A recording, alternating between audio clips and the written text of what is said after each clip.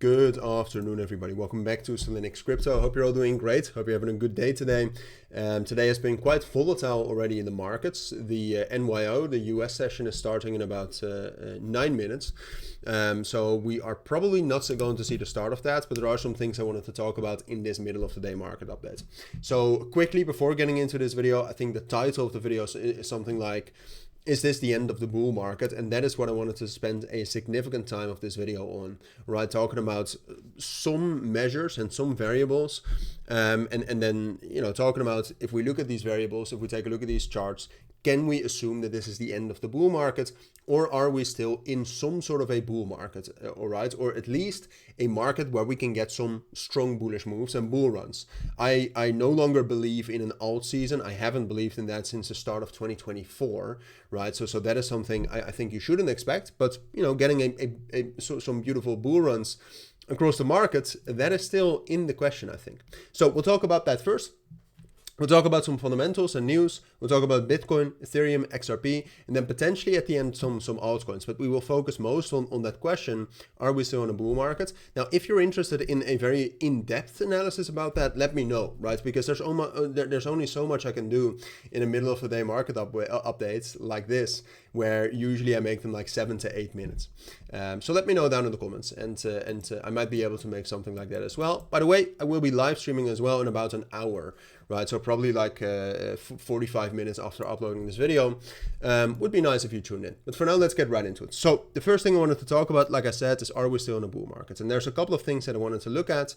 The first one being, and this is a double one, and that's Bitcoin and the Bitcoin dominance. If we are in a bear market, or if we are starting to get into a bear market, Bitcoin would be bearish. Bitcoin at this point of time is not bearish yet. All right, on the daily time frame, you can see that we are in a consolidation. But if you go to something like the 3-day time frame, we are still somewhat at least holding the 3-day uptrend. We're still trading above the yearly rolling VWAP. The yearly rolling VWAP is an amazing indicator to judge whether we are in a bull market or a bear market. That was also the key level that held over the course of April 2025, by the way. And if you look at the weekly time frame, I think you can still very safely say that Bitcoin is in an uptrend.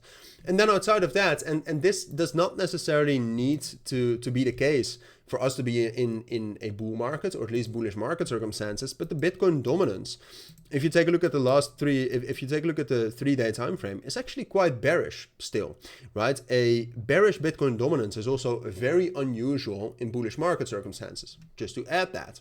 Now, this matters more for altcoins, but further on, or at least talking about altcoins a little bit more, when we talk about altcoins and we talk about the altcoin charts, I also think if you look at the weekly time frame, for example, on the total 3, but also on the so this is the total 3. Total 3, we are still holding the weekly uptrend for altcoins.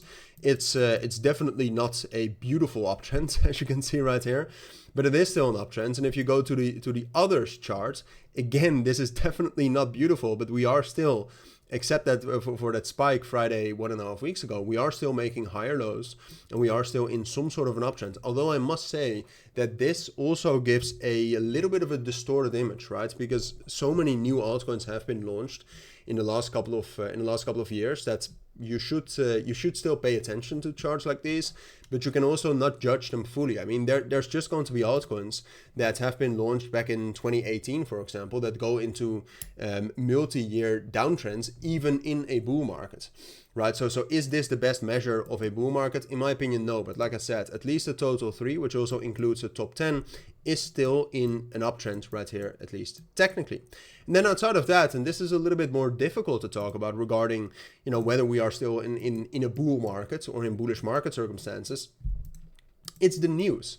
I still think that the current administration that we have in the United States, in combination with how strong equities have been, in combination with some of the major news for crypto we have had over the course of the summer, such as crypto potentially being available for retirement investment for the United States, that's all news and that's all data that we had at price levels that were higher than it was right now, leaving me to believe that it's not fully priced in. Right, and then equities, like I said, are also still incredibly strong. Those are things that make it quite hard, at least for Bitcoin. And Bitcoin matters a lot for altcoins as well. at least for Bitcoin, for me to say that Bitcoin is in a bear market or close to it. As long as those things are true, as long as those fundamentals are bullish, as long as I think there's at least a possibility that all of that bullish news we had over the course of 2025 is not fully priced in, a lot of the ETFs, I'm not certain if those are priced in either, I will still have to say that I think we are in a bull market. Now, does that mean much for the short-term price action? No. Short-term, we can still push down lower in prices, and we would still, in my opinion, be in a bull market. As long as we're holding something like 95, 98,000, we're still in the bull market. And even if we deviate below that, briefly, I still think we're in a bull market. So hopefully that answers some of your questions. Now, when we're talking about the markets right now, a little bit more short-term, and like I said, let me know if you'd be interested in a more, more in-depth analysis, talking about some more specific fundamentals about whether we are still in a bull market or a bear market.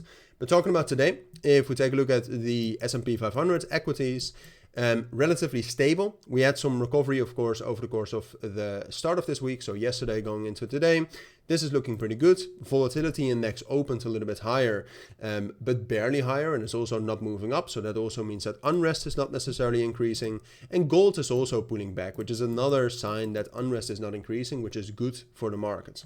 So the way the fundamentals look right now is not too bad, but obviously based on headlines, that can change. All right, so be aware of that and be and be ready to act upon that. It's very, very important as well. Now, when we're talking about Bitcoin more specifically here, as you can see, we've been quite volatile over the course of today already.